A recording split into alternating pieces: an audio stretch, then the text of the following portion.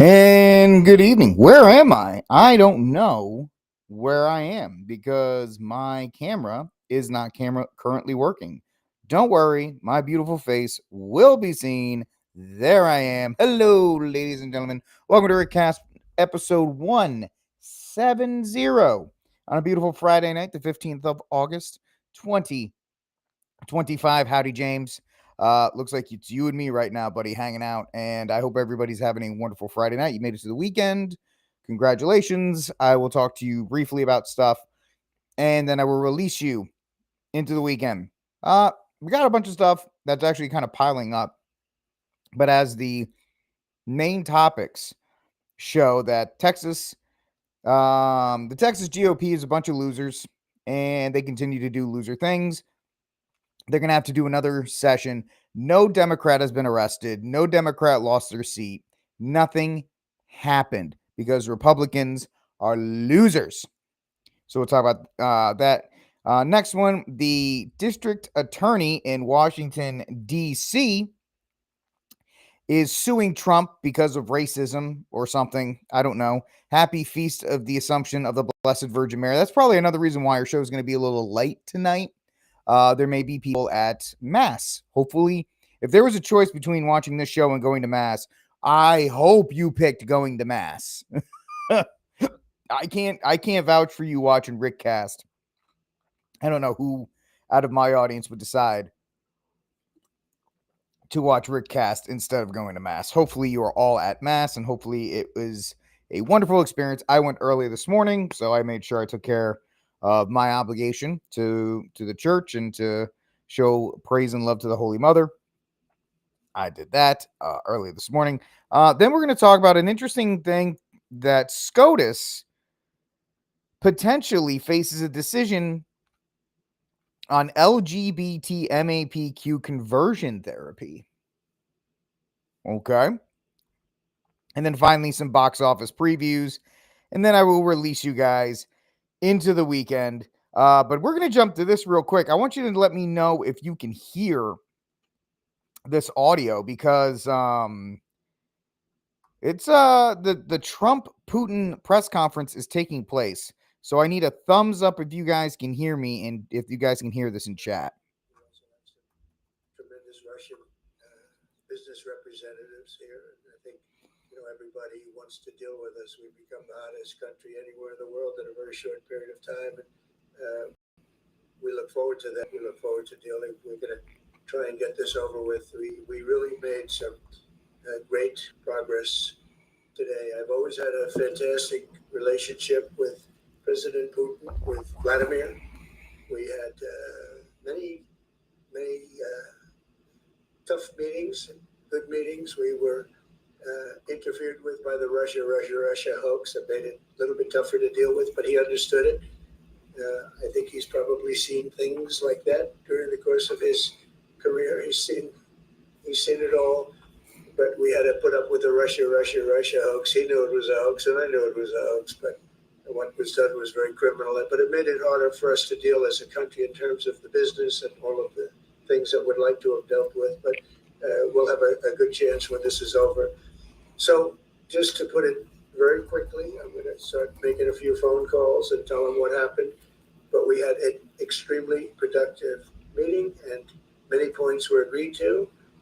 There are just a very few that are left. Some are not that significant. One is probably the most significant, but we have a very good chance of getting there. We didn't get there, but we have a very good chance of getting there. I would like to thank President Putin and his entire team, who I know in many cases, other than that, whose faces I get to see all the time in the newspapers. You're almost as famous as the boss, but especially this one right over here. But we had some good meetings over the years, right? Good productive meetings over the years, and we hope to have that in the future. But let's do the most productive one right now. We're going to stop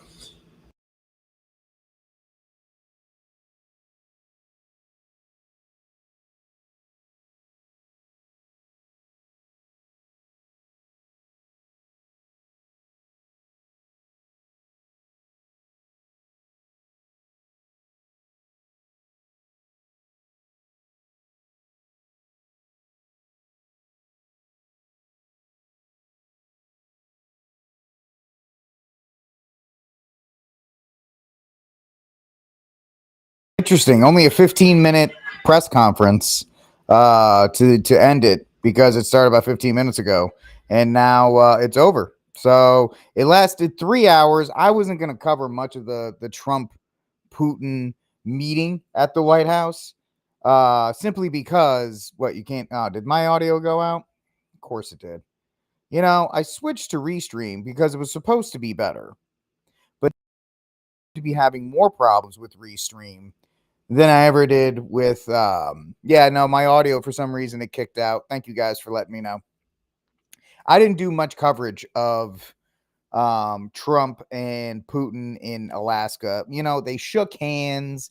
A couple of fighters flew overhead. They had a 3-hour meeting. Who knows what they talked about? I don't know. Obviously, it doesn't look like anything was done today. It looks like it was just a first meeting to have one.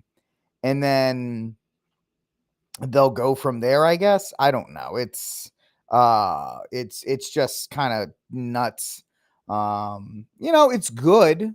I think any kind of meeting is a good thing, potentially, because listen, it's at least a step forward. And if there is a possibility for peace, I am going to want it to happen.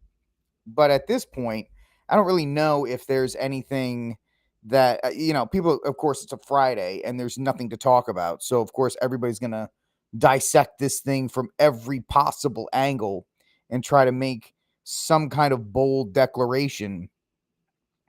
So we don't know. We don't know what they talked about. It doesn't look like somebody made a comment in the chat. I think it was Peter, that he's rambling like Joe Biden now, Trump. I mean, he is pretty much Joe Biden's age at this point. The fact that he's 80 years old. So, watch the door of Air Force One for 20 minutes. That's all it is. Here it is. The door for Air Force One is opening. Now we're watching Air Force One open.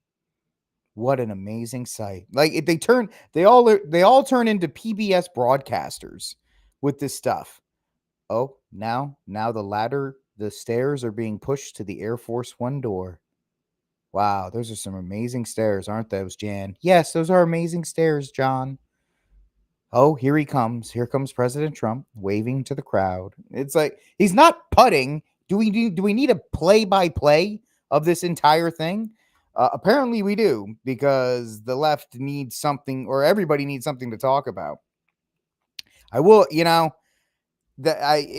we can, let me see if I can find that.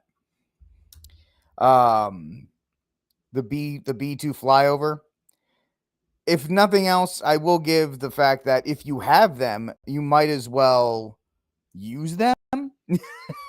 You might as well use them. So what Joey is talking about is, let's see if I can get this going. So Trump and Putin met on the tarmac. Are you not going to do this for me? You're not going to do it. Okay. Well, I don't need audio now. So Trump and Putin are there. They're walking over. And so Trump's like, why don't you fly a B-2 with a bunch of other fighter jets right overhead? Just to remind them, It's like, okay. Because I will say this. Putin would have done something like that. He would have absolutely done something like that. These are actual leaders. This isn't Pam Bondi. Yeah. No, I get it. 100%. And like I said, I'm happy that the meeting took place. I just, the constant coverage of it over this weekend, we don't know what they talked about. And it looks like it was a 15-minute press conference. Usually these things go for at least an hour. Trump is legendary for his press conferences, but I guess Putin doesn't want to go for that long of a press conference. So, hey, it is what it is. And that's what happened today with the meeting. They met for 3 hours. That was the big thing. Both sides said the meeting went well. And this is a good first step. At least they're talking. Then that will get us one step, hopefully by the grace of God, one step closer to ending this completely trash, pathetic conflict that has wiped out generations of men from the Ukraine and from Russia for nothing, for pieces of land. And so we'll see how that goes. Yes. So that was the big, honestly, I think Joey brought up the best point was the flyover was probably the most impressive thing. Yeah, Zelensky. Well, here's the thing, Peter. Zelensky has no say in this. What does Zelensky bring to the table? He's going to be rude. Here's what you do. You don't bring him in there because he's going to be a disruptor. You bring him in there, he's going to be rude to Putin. He's going to, he's my size. He's 5'6", so he's going to be jumping around like a midget out of a clown car trying to get attention from everybody. Although Putin's 5'6" as well, so no, it's not a height. It's not a height thing. Putin scares everybody. That's because he can like poison you with his eyeballs. But Zelensky is a clown. He's an installed puppet by the U.S. and NATO. What's he going to do? Wear his finest tracksuit to this thing? He has no say. That's why this meeting is between Trump and Putin, because it's a proxy war between NATO and the U.S. and Russia that was started by Biden. And not even by Biden, by the cabal of people that ran the White House. I think it was Jill. I'm always going to say Joe Biden was running the White House, but that's what it looked like to me. But I don't think my question to you, Peter, is what would Zelensky bring to the table in these negotiations? Because if Putin's like, listen, I know it's not a popular thing, but we're not moving off of the Donbass. We have the Donbass. We're not giving it up. And then Zelensky's going to be like, we want the Donbass back. We will never fight it. And Trump's going to go, shut up, you little midget. Be quiet. I don't want to hear it. And it's just going to be a distraction. Because, Zelensky went to the White House, and what did he do? He acted like a petulant child at the White House, which turned into J.D. Vance knife hand. You got the knife hand from J.D. Vance on that one. So Peter, that's why I don't think the Zelensky's there, because he's just going to be a clown the entire time. He's going to have his finest Adidas tracksuit, right? He'll show up in honor of the Russian president, Joey. He'll show up in his finest Adidas track wear. I wear Adidas tracksuit for you, Putin.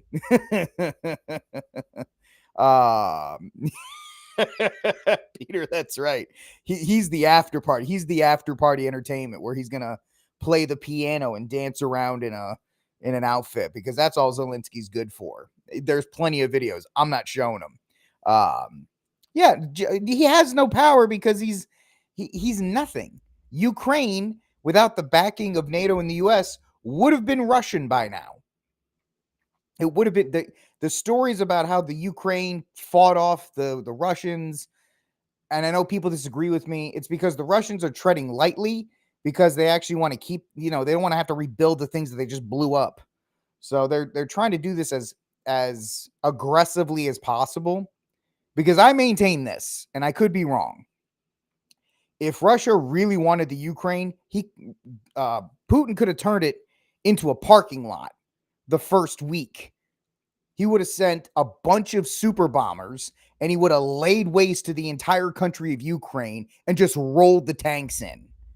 Oh, well, he would never have done that. If he was really the Hitler, Mussolini, Stalin guy who wanted to take it over, he could have turned it into a Walmart parking lot in about 30 seconds. But he's been backed by the U.S. and by France, or by NATO and all of this other stuff. And, the crazy thing is the Europeans are still buying the Russian oil. So they're like, oh, we don't like the Russians. Hey, by the way, can we get some of that oil? And so they're speaking out of both sides of their mouth. So this whole thing is just nuts. Right? Pink camo lizard. That would have been funny if he's like, now I'm going to show a video. Right. What movie do you think Trump would have shown Putin? This is my favorite one. It's called Top Gun Maverick. This is what our pilots can do. So this whole thing is a travesty. It's a waste of life.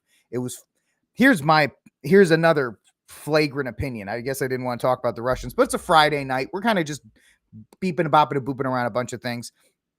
When the U.S. left Afghanistan, the military-industrial complex needs a sandbox. They've had a sandbox in Afghanistan, and they had a sandbox in Iraq. Now, not a sandbox because of the Middle East, but a place to play with their toys.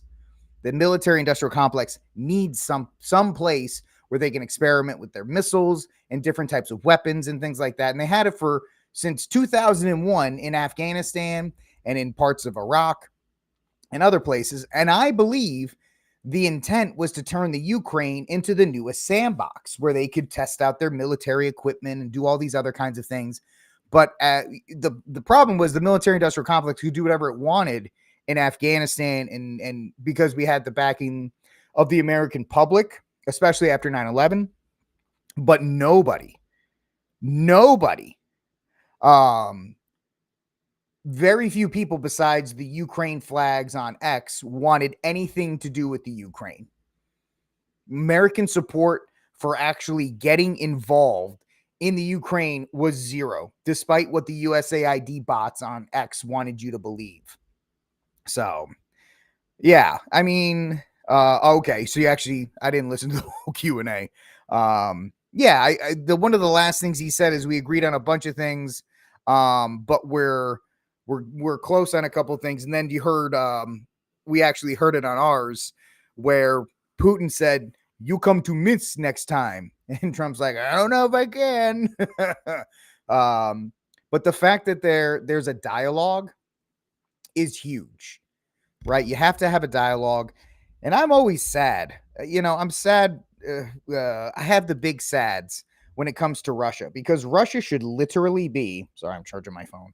Russia should be our greatest ally. We have so much in common with the Russians, but I understand that it's Soviet and all these other kinds of things. But if in a different world, in a different timeline, Russia would be our greatest ally, and it's one of these things.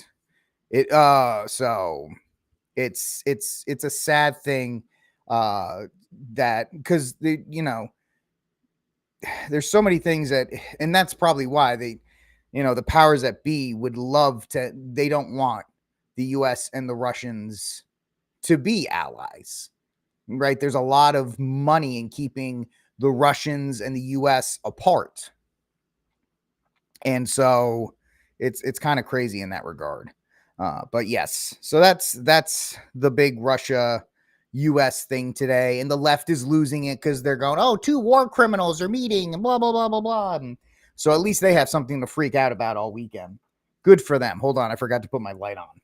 It's a Friday. Give me a break. There we go. It's ambiance. Let me have it. So it's there. Trump and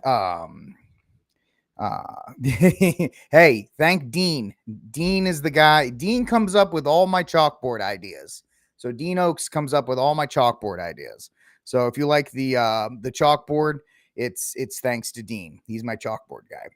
But yes, that's it.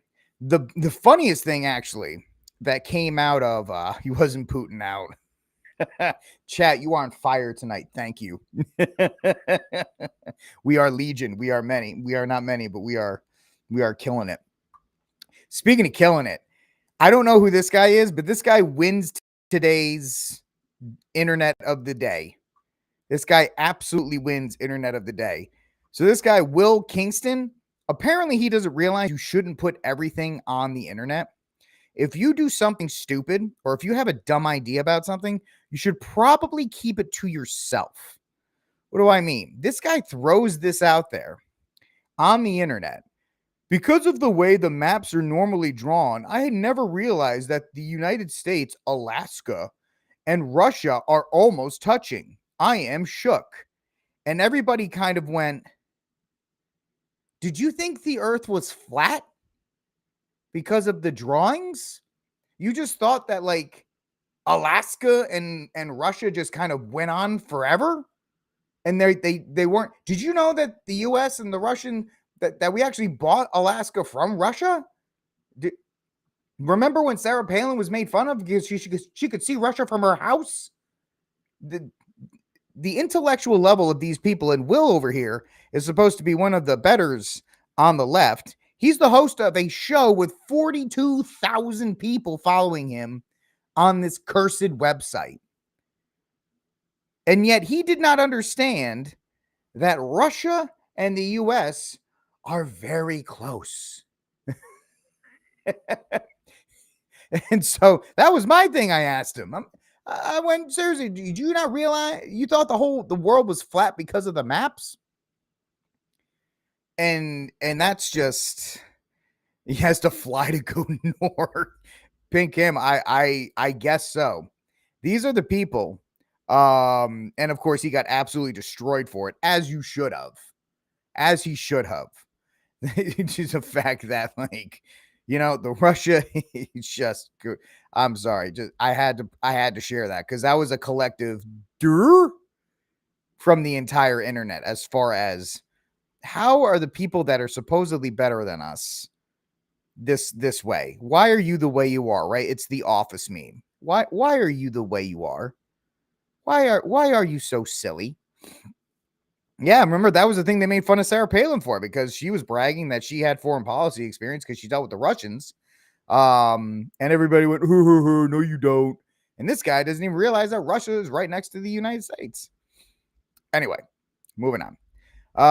This happened earlier today at about 5 o'clock this afternoon. So this came on a little bit earlier. There was a blast in New York City. We'll watch it right here.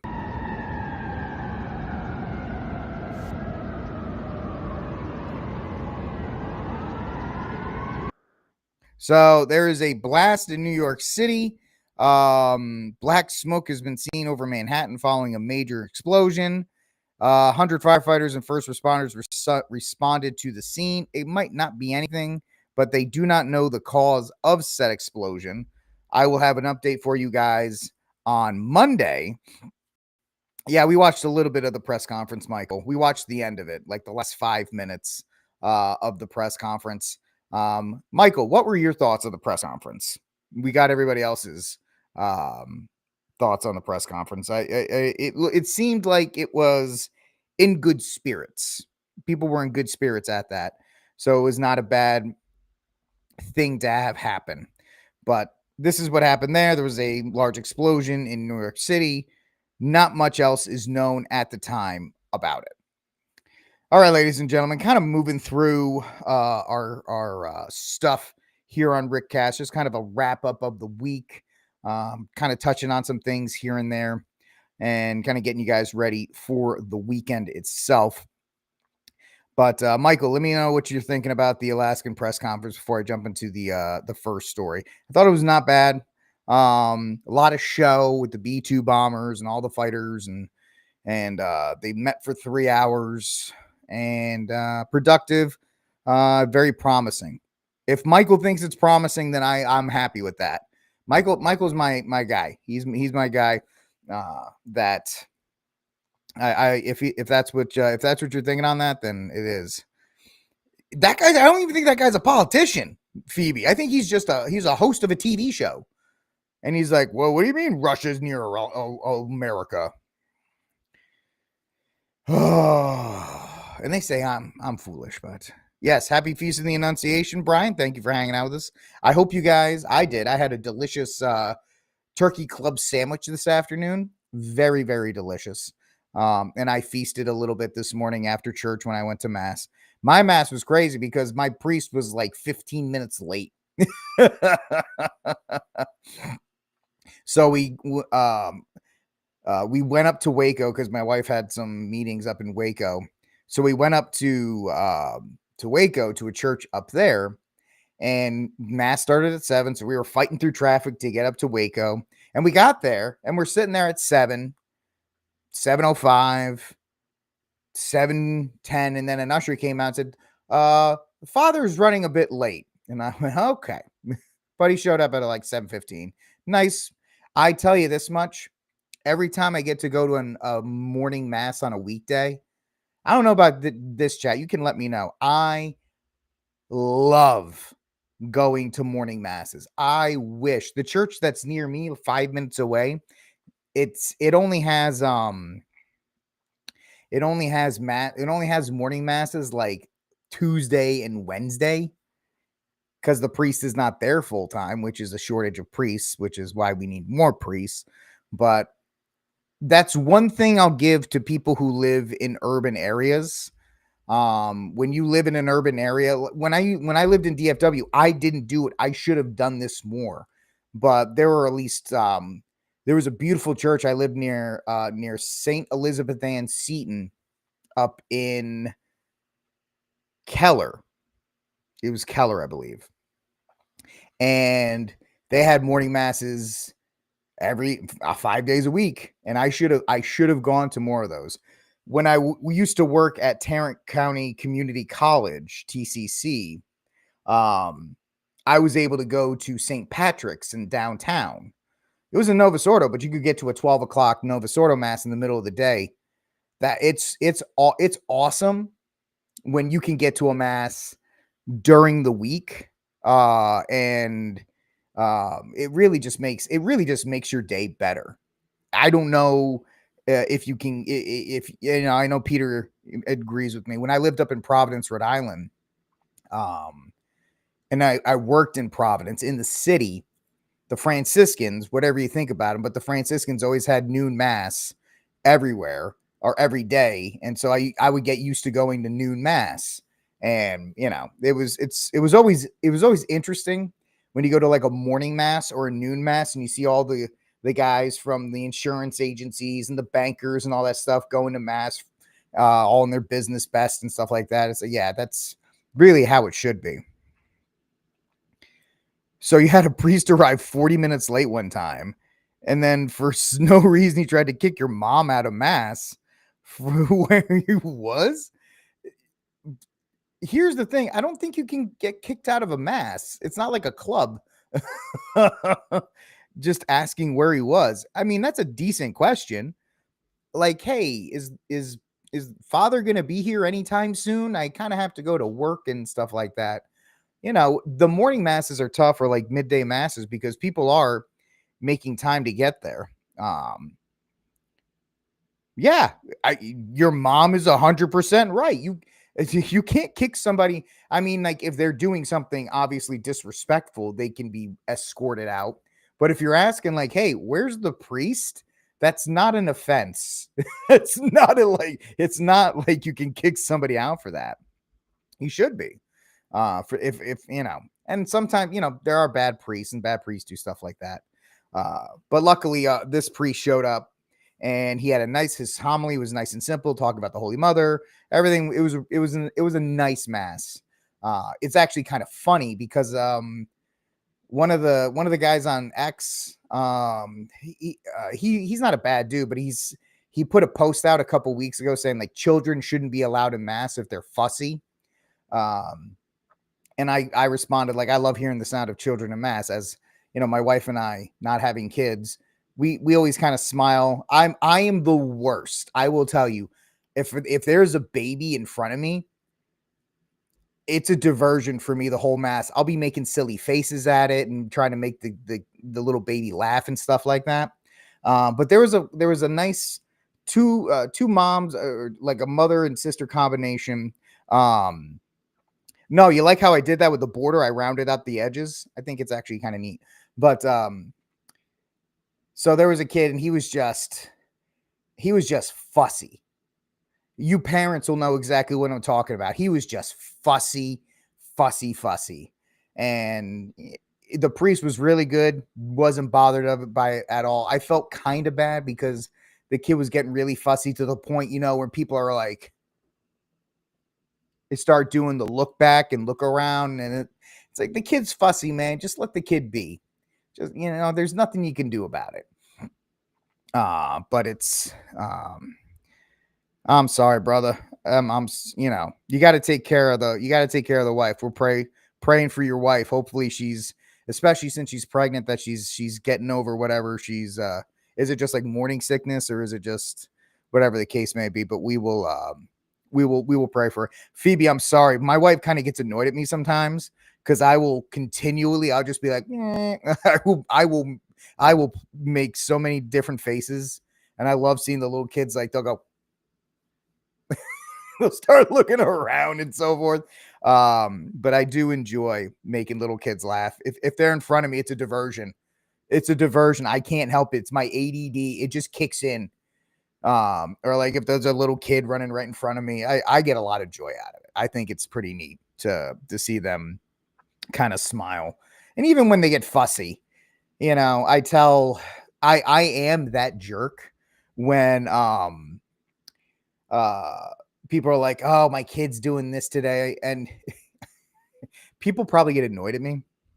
But when somebody's like, oh, my kid's doing this and my kid's being annoying, I go, hey, guess what? They're not going to do it forever. And you're probably going to miss it when they're gone. And they go, yeah, you're right. I'm like, well, I don't have them, but when they're gone, they're gone. So yeah, it's bad when the kids are, the little adorable children, when the children's are kind of goofing around and they're making faces. Like there was such a cute little baby in front of me this morning. He was just so tiny with his head was like this big. He was making all these little faces and it was adorable. All right. Yeah. So, Empire, I'm sorry that I'm sorry that you couldn't get there, but your wife and obviously your little one is more important, making sure they're okay. And I believe there's some kind of exemption or something of that nature if you're sick or you got to tend to your family. So I think you're okay in that regard, but it's still tough. It's still tough, but family first always, and our Lord understands that. Not that you need me to tell you that. It's not like they don't get annoying until they hit 14. You mean independent, Phoebe, right? You mean independent in that way, where they are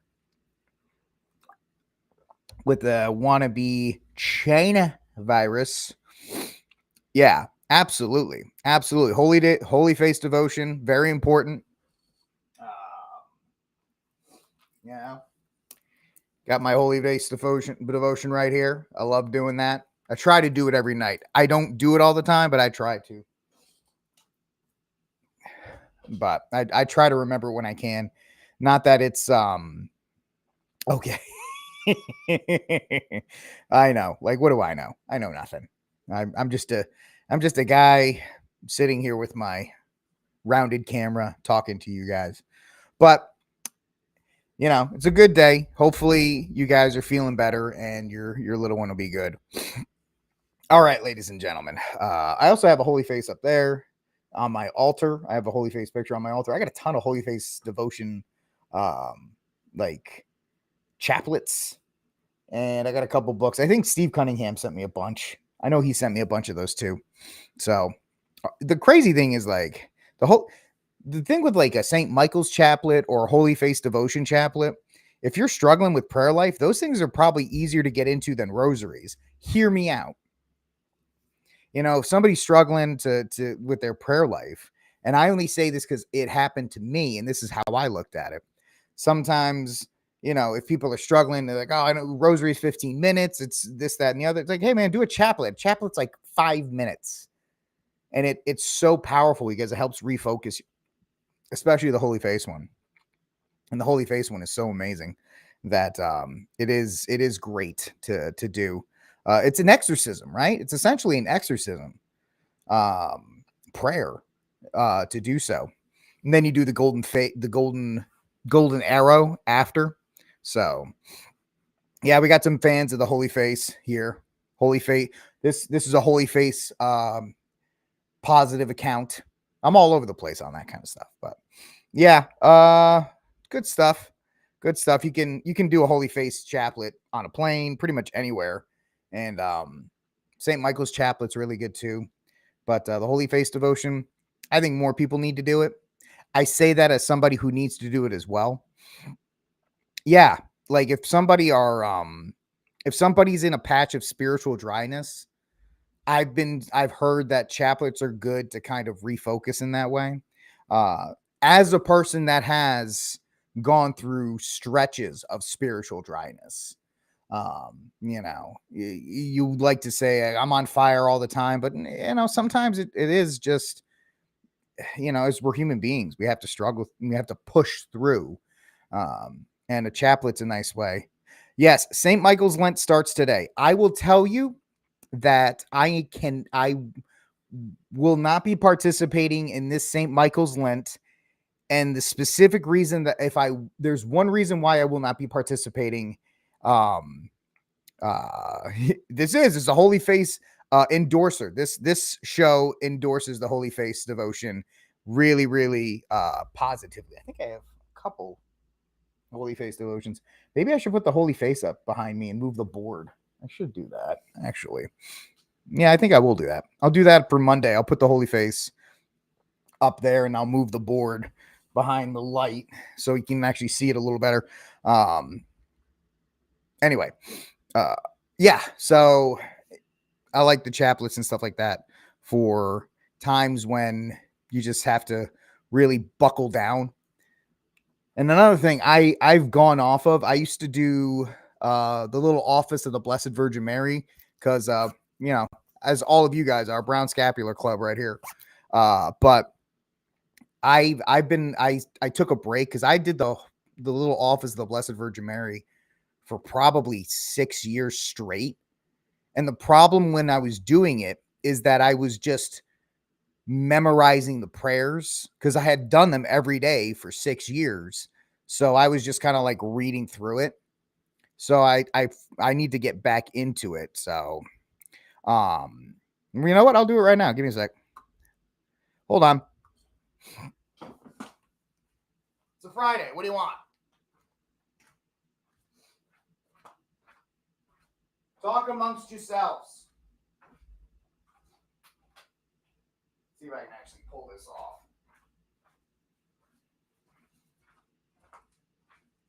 It may be a little bit of a glare because of the light, but there we go.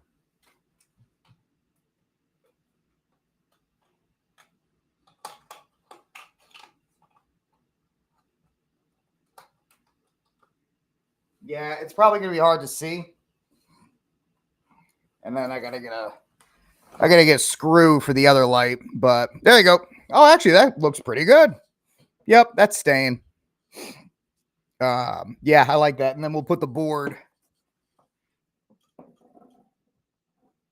back here, but I'll hang it up a little bit higher so you guys can read it. But hey, actually, I thought it was gonna glare pretty badly, but it actually doesn't glare that bad. So good call, everybody. Good work, team. Good job, everybody. Let's move on. Now that we've kind of messed around for 25 minutes. Oh, why can't I? The reason I'm not going to be able to do St. Michael's Lent is because I'm going to Rome in 2 weeks.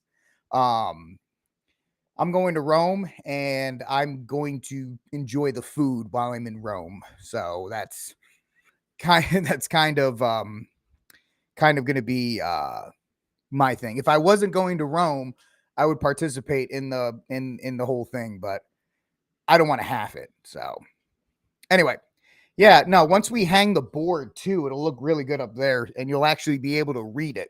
So I think it works out. Thank you very much, my chat. Look, I just work for you guys. So that's all it goes. All right, ladies and gentlemen. Let's see here. Do we I guess we'll just keep going. We'll talk about some stuff. Let's do the first one. Yeah, when in Rome, Lou, I'm telling you, I'm not one of these people. I actually feel Roman pizza is better than US pizza. I know that puts me at odds with guys like Anthony, but Anthony is from New York and Anthony thinks everything from New York is better. So, listen, Mendez, if you guys want, when I go to places, I'll take prayer intentions. I honestly will. I'll take prayer intentions for you guys. I've done a St. Michael's Lent before. I've done St. Michael's Lents before, and they're good. It's just that mine, like, I'm sitting in front of like some of the best food in the world. So hopefully my wife and I, our plan is to try and get through at least 3 or 4. Now I don't know how much, how many, because the Wi-Fi is not there. I know I've talked to Magdalene, my social media manager, and I'm going to try and get some 2-minute videos, some 2-minute shorts that we're going to put up on the YouTube channel from different places. But yes, I'm serious. If you guys want me, because we like to visit, this time we want to get to we haven't been to yet, because I went to Rome last year. We didn't get to the Chapel of St. Helena, the Basilica of St. Helena, which has a relic of the True Cross and some other stuff. So we're gonna go check out that kind of stuff. But we're gonna have some fun. It's gonna be a great time. And if you want me to bring prayer intentions for you, Mendez, I will be more than happy to do so. Whatever I can do for you guys. All right. We'll continue to kind of go back and forth. I do have some stuff I would like to kind of get through, just because I promised it. So Texas is a bunch of losers. Abbott and the Republicans launch a new backed redistricting push. Here's the thing. Abbott said he was going to arrest people, and people said that, well, here's the thing. I don't fault Anthony for thinking that New York pizza is the best, because New York pizza is legitimately really good. It's not as good as Rhode Island pizza, but hey, it's all in the Northeast. What can I say? But New York pizza is really good. It really is. I've had some up there. It's delicious. But there's just something about Roman pizza that I think is really just knocks it out of the park. And so I have a disagreement with people like, oh, Roman pizza sucks. I'm like, it really doesn't. It's actually really good. But Anthony, as a New Yorker, I would expect him. I mean, we don't talk, but I would expect him to be all New York all the way. And do I fault him for that? I absolutely don't. You know who I do fault? I fault the Texans in our Texas capital for being pathetic, for being absolutely pathetic. Talking about arresting Democrats, talking about getting rid of seats, talking about redistricting, and none of it happened. None of it happened. In fact, here's Greg Abbott's new declaration that we have to have another session because the Democrats in Texas completely own everybody. We're supposed to have a majority in this stupid state, and yet we still have to do the will of what the Democrats want. Like for this example, this is Brad Johnson, big Democrat. The House's new HB4 is mostly the same. Go away. Mostly the same. But there's a couple of slight changes. One such change is putting El Paso Airport and Fort Bliss back fully within Texas 16. This is something the El Paso Dems wanted. So they get what they want. They just get what they want. Oh, you guys want it back? Okay, we're sorry. We didn't mean to be mean to you guys. It's pathetic. And I can't understand. I can, because Abbott's he's all talk. As Brian likes to say, he doesn't really, Abbott doesn't stand for Texas. And so it's very interesting that they want to try and talk tough. The only person who I think is trying to act tough right now is Ken Paxton, probably because Ken Paxton's trying to show off how much of a conservative he is so he can win in the general election. Outside of him, Abbott doesn't care. Dan Burrows, the Speaker of the House, doesn't care, because he's essentially controlled by the Democrats. He's the only reason that he has the positions because they backed him. So you're not going to get a lot of stuff out of any of these guys. You're going to get more talk, more BS. And of course, Democrats are still absent, despite the fact that there are warrants out for their arrest, and everybody's, they're all talking big. We're going to go get them. And we're not going to let them to beat us around this time and all these other kinds of things. Well, guess what? Now we got to spend more Texas taxpayer money to call another session because the Republicans are being led around by Gene Wu and a bunch of loser Democrats. We could easily have 7 House seats, but no, we're going to stop at 5 because we don't want to upset anybody. And this is, it absolutely does. They're going to do it again. Pink Camel Lizard. And it's, it's pathetic. So this is the continuing saga of Republicans being losers and Republicans desperately wanting to be the minority party. The Republicans in Texas hate being the majority party because they actually have to do things. The Democrats like to be in charge because they like to do stuff. They like to jam their agenda down your throat, and when you vomit it back up, they jam it back down again. Republicans just want to be in the minority party because they want to fundraise and they want to go on Fox News and they want to go on social media and talk about, oh, I can't believe the Democrats are doing this. This is unfair. This is not a good thing. And meanwhile, people vote for the Republicans to be like, go do something. And the Republicans get in there and it's like, yeah, I know we have a majority, but we can't do anything. And then you got Dan Patrick, probably Lieutenant Dan, the worst lieutenant governor in the country by far. That was a former radio host. And as a radio guy, let me tell you, the guy is all show, no go. This guy wants to be the next governor. If this guy even comes close to sniffing the governor's seat, this state is in serious, serious trouble. But of course, Democrats once again will maneuver their way to make the supposed slam dunk victory by the Republican Party into an absolute joke. So thank you, Greg Abbott and the Republican Party, for being a bunch of losers. Yes, I make all kinds of voices, especially when I get riled up, Phoebe. And it's just completely ridiculous that they're able to get away with it. And that, that's the frustration with the Republican Party, even in DC with the whole Epstein thing. The people that did it, they're getting away with it, and people are getting frustrated with that. And even down to the state level, Republicans don't do anything, and the Democrats get away with it constantly. And then they get into power, and everybody goes, I can't believe the Democrats are doing it. Yeah, they've been telling you they're going to do it for the last 6 years or for however long they've been in power. And yet we sit by and we just let them do whatever they want. Because to be a conservative or to be a Republican, even in a quote unquote red state, is to just watch a bunch of losers not be able to do anything what you want. That's 100%. They are experts at snapping defeat from the jaws of victory every single time, right? Yeah, you guys, I have no problem giving wrenches out. I am a benevolent host. If you want a wrench, I will give you a wrench. Unless you're on Rumble, I can't give wrenches out on Rumble. I guess I don't have enough sway on Rumble. I guess Rumble saw me do it on YouTube and they're like, yeah, no, you can't give wrenches to everybody. So sorry, Pink Camo Lizard. But that's our first story of the night. Moving on to our next story here. DC Attorney General sues Trump over Trump's police takeover. Says the administration is abusing power. If you're going to give Trump credit for anything, he's at least doing something.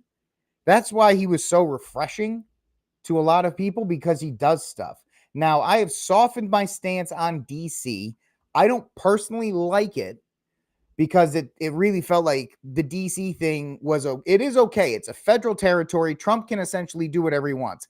I said on Monday when it happens, if you really want to do this, just repeal the Home Act from 73, get rid of the mayor, get rid of the police department, and federalize the whole thing. Done. I have no problem with it.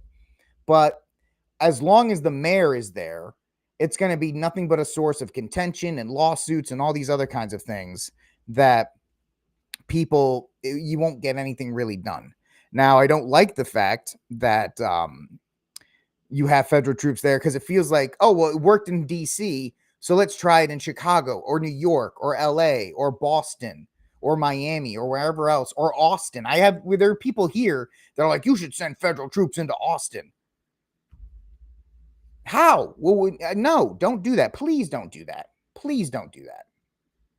But it is what it is in that regard. So the DC Attorney General can sue. I don't think the DC Attorney General has much of a leg to stand on because the DC is a federal territory. Even somebody like me who doesn't like it, I understand it, but I don't like it. Even I have to say, listen, I don't like it, but Trump has pretty much open sway here. He's going to ask for congressional approval to keep the police department for another 30 days. The National Guard can stay there for as long as it wants because that's under Trump's authority. He doesn't need anybody else's permission to do that because DC has its own National Guard. We saw that back in 2020 with Joe Biden. So if they want to do that, let them do it. I don't care.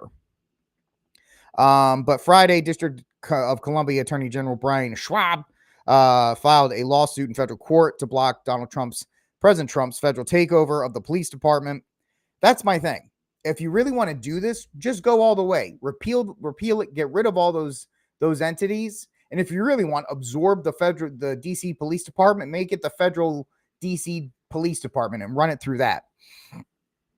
Because if not, it's just going to be a source of contention between the two, and it's I just don't like all of it. I'd rather just have it be clean and just be done that way.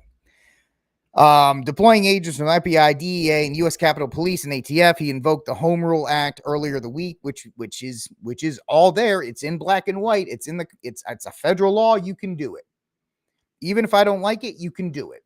So, it's not anything outside the purview. I don't like it as a foundation to try and do it in sovereign states. I know Michael Thomas and a couple other guys think, they have differing opinions on it, which are more than respected on the show, even if I don't agree with it. But the fact of the matter is, I feel like the DC thing is a setup to be like, oh, it worked in DC, so why don't we do it in all these other cities and federalize them and do all this other kind of stuff? And I just feel like that's a setup for a police state. You'll get temporary gains. You'll get temporary gains because crime will go down and it'll seem okay, but the longer it runs, the worse it will be. And I can't get behind outside of DC.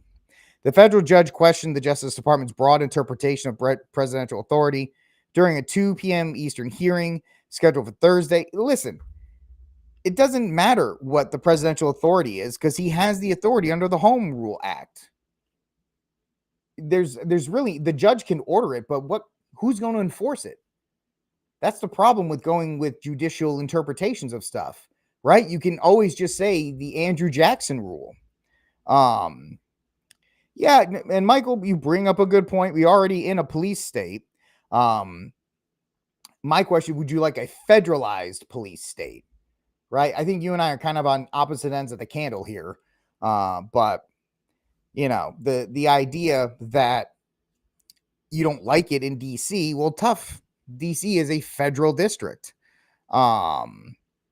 So, he can sue and they can whine and all these other kinds of things, but I don't see much happening there.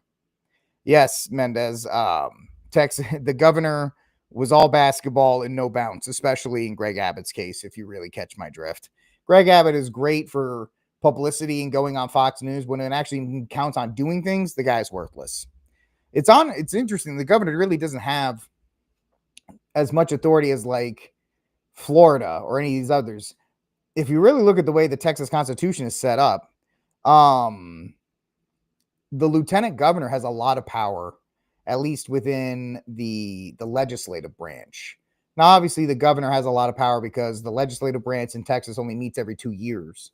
So it's an interesting dynamic. And Michael, I get it.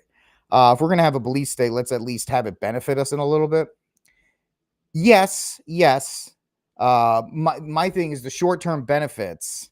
And the short-term benefits are not worth long-term, potentially really bad outcomes.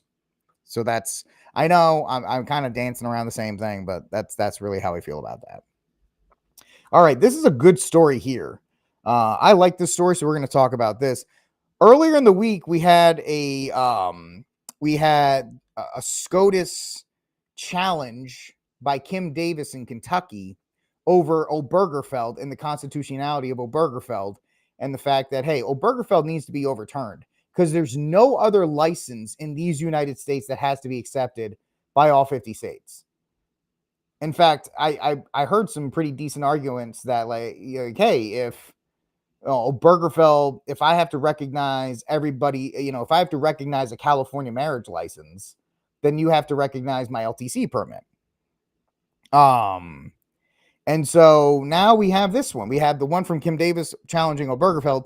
Now we have this one from Newsweek.com. Supreme Court faces decision on LGBT plus conversion therapy. SCOTUS is preparing to hear arguments in the fall in a case about whether it should overturn Colorado's ban on LGBT MAP plus conversion therapy. More than 20 states have banned conversion therapy, the practice of trying to change a person's sexual orientation or gender identity through counseling. The practice has drawn scrutiny from the LGBT MAP. Of course, nobody wants to talk about the lewd and obscene things that the LGBT MAP do, but yes, we get scrutinized because we want to just counsel you out of your perverted belief system or your perverted lifestyle. Oh my gosh, it's terrible. And many medical professionals, which is why a lot of people don't trust the medical profession, they say conversion therapy doesn't work and it lacks scientific basis. These are the same people that think a man can be a woman. So let's just remove the idea of scientific basis when you think men can get periods. Men can get periods, and this has no scientific basis. Okay, sweetheart, let's just move on. The nation's highest court on Tuesday announced that it will hear arguments in Childs versus Salazar on October 7th. The ruling could have key implications for the legality of conversion therapy in the states that have banned the practice. It draws concerns within the community, as some are concerned that conservative-leaning bench could require states to allow conversion therapy. Here's my thing, and I know this might not be popular. They actually did choose the case for further review. I know we talked about it when it kind of flared up, so I guess it's actually going forward. Justice Thomas is like, I'm hearing that case, right? I'm leaving after this. I have a feeling this might be Thomas's last session, because I know he wants to get out before Trump, leaves, and he wants, he doesn't want what happened with Ruth Bader Ginsburg to happen now. So I think this might be his last one. And I think he looked at Roberts and went, we're hearing this case. We're hearing this case and we're overturning this case. I really think him and Alito are driving the ball on that case. So we'll hope that. Here's my thing on the conversion therapy. It's a state's issue. Here's my thing, Michael. I think they chose it for further review. I have a feeling, I hope that Thomas is just going to run this thing through the gauntlet. Well, Thomas is like 90. How old? Clarence Thomas. Age. I think he's like 78, 79. So he's getting up. I would love to, if we could clone Clarence Thomas and have, 9 Clarence Thomases. He was born in 1948. He's 77 years old.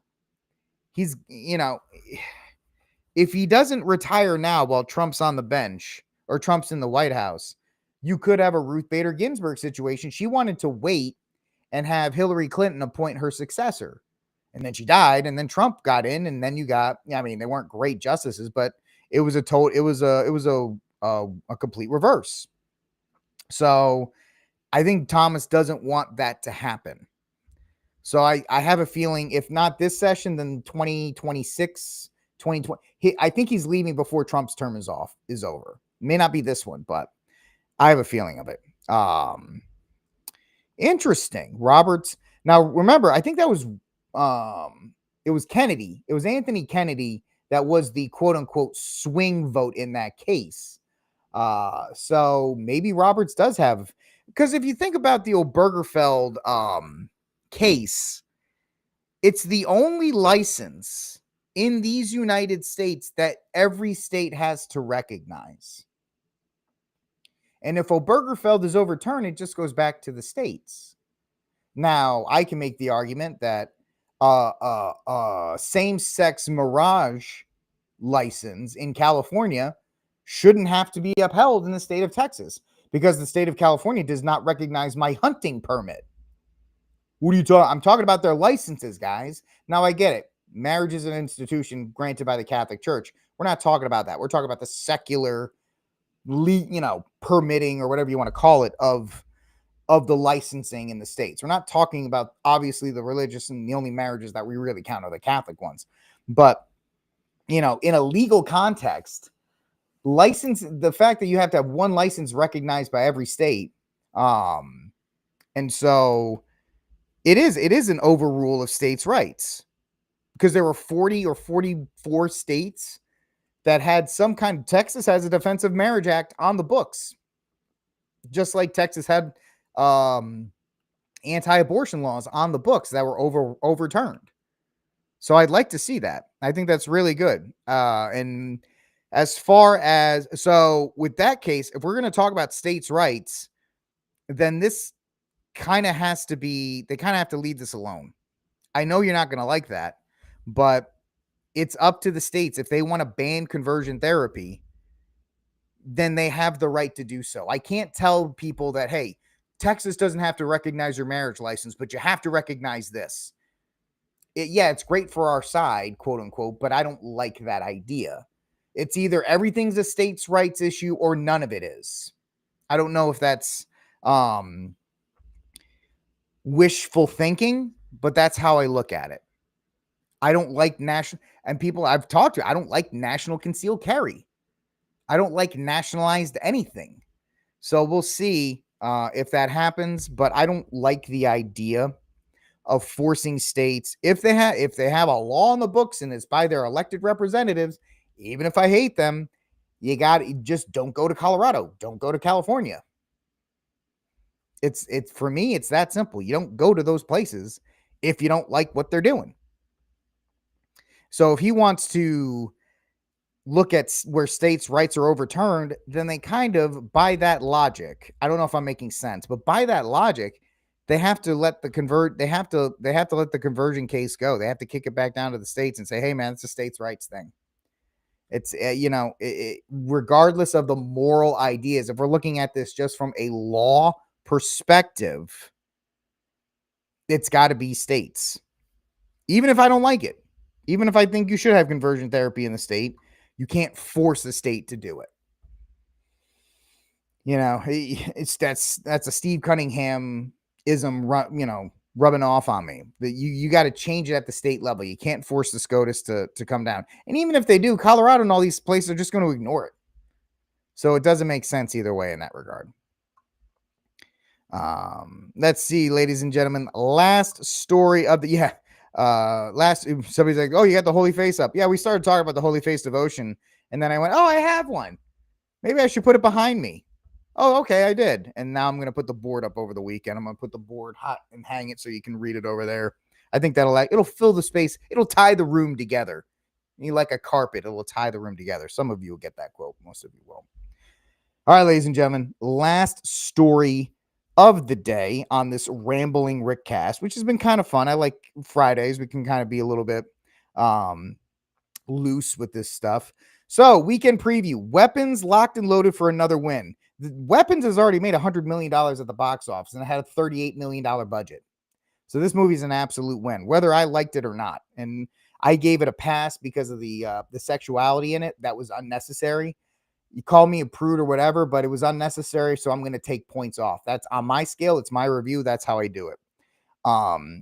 But this movie absolutely crushed it. I could see this movie making $25 to $28 million easy. I could see Weapons easily making another $28 million. It's got a lot of positive buzz. It's got like an A or an A minus, which is amazing for a horror movie. Most horror movies get a B just because it's kind of scattershot, and horror fans are super weird about this kind of things. So it is what it is in that regard. But the idea is, I think it'll make somewhere between 25 to 28 million. That's my official prediction for Weapons. The buzz on it is all of these things. Well, Phoebe, I can't call myself a Catholic conservative movie reviewer and then give it a pass. I just can't. That doesn't work for me. So I won't do that. Even if it was only like 15 seconds, but that's still 15 seconds too long. It's not necessary. You could do some, especially the director's, he does so many other things good. He does so many other things very well in the Weapons movie. And then that kind of just felt force fed into it. Like, no, I didn't Didn't need to say it. I gave it, my rating system is very interesting, Michael. My rating system is good, bad, or indifferent. Is the movie good? Yes, it can be very good or good. It can be bad or very bad. My worst rating is an indifferent, meaning I'm going to forget about the film as soon as I stop the review, and I won't remember it. I didn't want to give the film Weapons a bad review because it was good except for that one part, but I gave it an indifferent because I won't go back to it. Everybody else thinks it's really good. If you have VidAngel, then you could watch Weapons and it will remove that one scene. And guess what? That one scene does nothing to the plot, shockingly enough. If you have VidAngel, you can watch Weapons and just have that one scene removed. But if you don't, then be warned. It's there and it's just completely unnecessary. But for the rest of the world, I could see it making 25 to 28 million easily. Freakier Friday, I think this movie is actually going to plunge a lot farther than this because it came in at 29 million. They thought it was going to make somewhere between 35 to 40. So it already came in under expectations.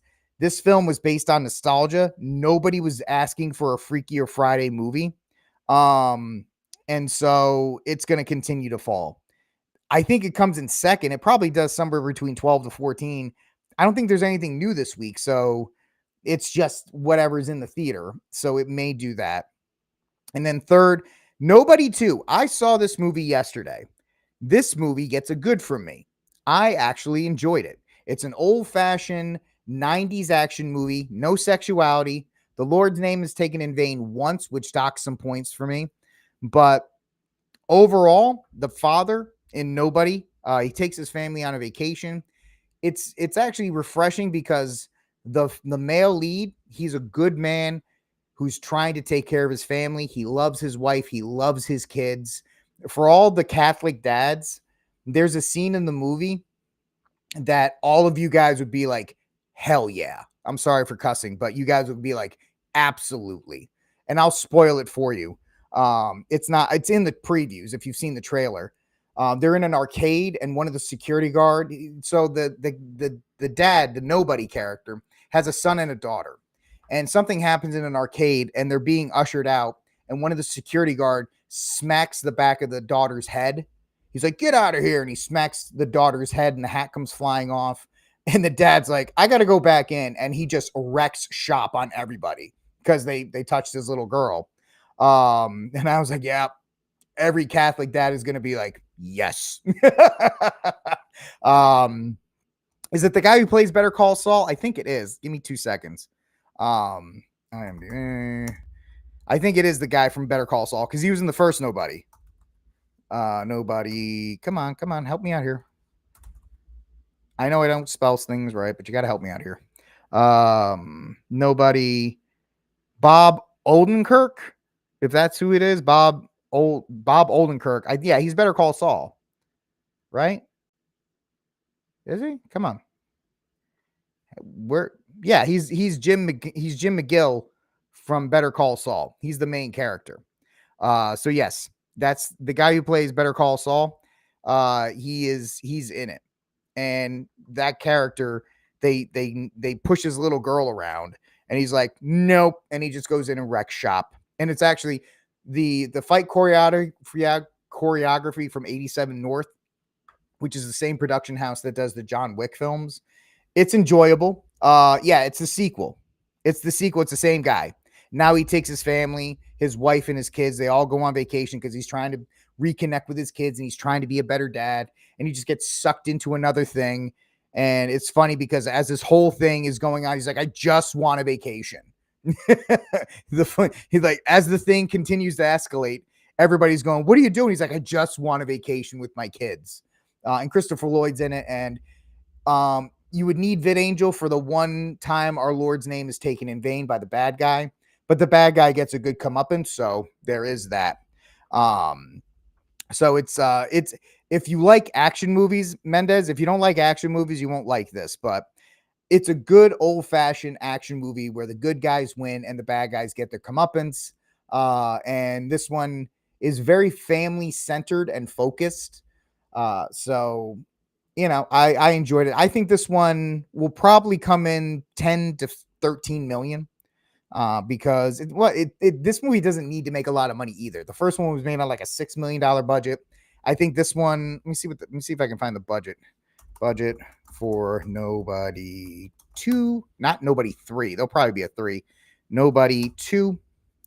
Let's see. So they're saying the first Nobody was 16 million. This one's 25. So this movie doesn't have to make a ton of money. If it makes 10 million the opening weekend, plus it'll do well on DVD and all these other kinds of things. So I hope it comes on the higher end, 10 to 11 to 12 million, because I think it's a good film. It's enjoyable. It's, for guys who like a good action movie, you don't have to worry about sexuality or any of that other kind of stuff. And I think it's a nice little franchise that the 87 North production team needs, because outside of John Wick, all the other movies they make, they don't do well. This is the only other one that's done well. So that's my prediction. So Weapons 2, 25 to 28. Freakier Friday, I'll say 12 to 14. And then Nobody 2, I'll say 10 to 13 million. And as far as Weapons is not woke. Weapons has one scene of sexuality, which takes it down. But the lead female character, she's not a girl boss.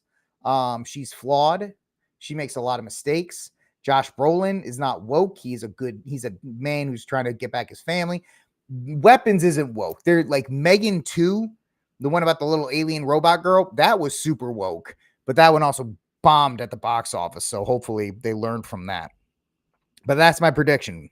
The resurrection's going to happen. In fact, you're talking about Resurrection of the Christ, right, Phoebe? Let me see. Resurrection of the Christ. We talked about this a couple weeks ago when they dropped this.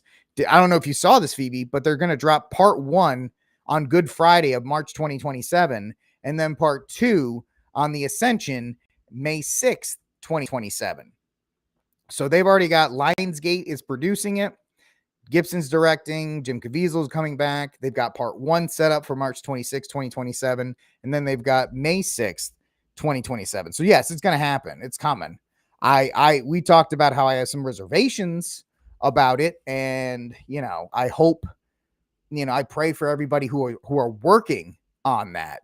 And, there's a lot of pressure on Mel Gibson and the whole group. And those guys are going to be under an intense spiritual attack. If you know anything about the first film and what the crew and everybody went through on the first film, I think it's going to be even worse on this one. So yeah, yep, that's the official trailer. That's the official X account. It's got the golden badge and everything about it. So it's coming up. So while they're in production, pray for everybody that's involved. Pray especially for Mel, as he's going to be shouldering a lot with this film. He's going to be shouldering quite a load. I mean, he had a huge load to bear on the first film, but he was also he was operating independently because he was funding it. This one, he has expectations, which is the worst, right? If The Passion of the Christ came out and didn't do well, then everybody would be like, I tried, but it was this, that, and the other thing. And there are people that have a lot of reservations about it. But this one, people are now expecting. People are like, all right, I personally, I don't know about you, but I watch The Passion every Good Friday, right? I watch The Passion every Good Friday. And I know there's a lot of people that do that as well. So it's going to be interesting how much people are going to be expecting out of it. And one thing I don't like, he was married as well. There was a lot of things. He went through a lot of stuff after his troubles really did start after The Passion. So we'll see how this goes and so forth. And Colin Cowherd, when I used to listen to sports talk radio, he said something. He doesn't say a lot of smart things, but he said this one time, and I've never forgotten it. Disappointment comes from expectations. And I think people's expectations are going to be so high for this film that it could potentially be a no-win situation for him. So, hopefully it does well. But that's what I'm looking for this weekend.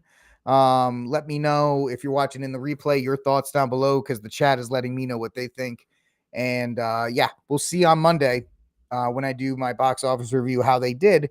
And if you like my box office reviews, you can check those out on RickCast Reviews. I'm starting to do box office breakdowns Monday morning.